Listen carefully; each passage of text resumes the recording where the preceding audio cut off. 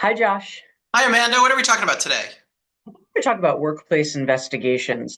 These could be really stressful for employees or Connecticut employees that maybe get called into a meeting with HR, called into a meeting with their boss, and say, hey, we're doing an investigation into something about you, regardless of what the subject is.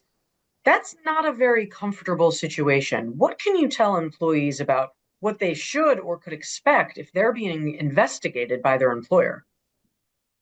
I agree, Amanda. This is very stressful. It can come as a surprise to many people. And perhaps the biggest mistake you can make is thinking, I didn't do anything wrong, so I'm just going to go into this investigation. I'm going to answer all their questions. I'm not going to think about it or prepare at all, and the chips will fall where they may. I think that's the wrong approach.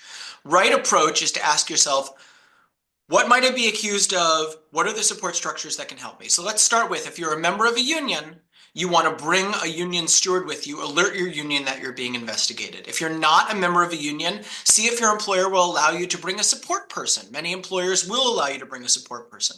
Now, some people will say, I don't even know why I'm being investigated. Do I have a right to know? And unfortunately, I think the answer is that no, you do not have a legal right to know why you're being investigated by your employer. But nonetheless, it might be helpful for you to think through the situation before you submit yourself to that interview.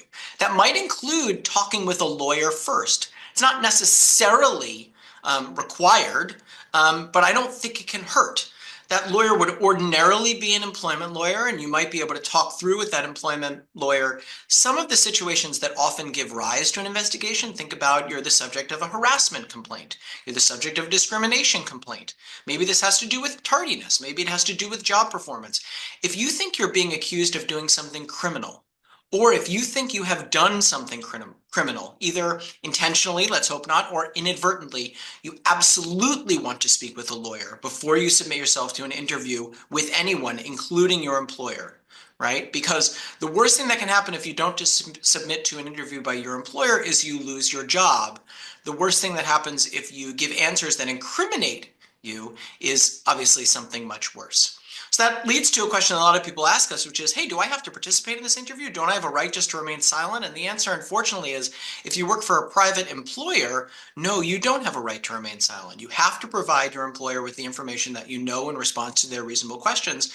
And if you don't, you can make that choice, but you're likely to find yourself suspended, disciplined, or worse, potentially even terminated. Now, that might be a cost that you're willing to bear because providing the information that they want would, as I said, be worse for you than losing your job, but it's certainly something you need to think about. I think all in, you can see, Amanda, this is really stressful. There are a lot of considerations. And so I recommend if you get an invitation from HR that says, hey, we want to interview you in 10 minutes about an investigation that we're doing, you should probably ask them if you can have a little bit more time.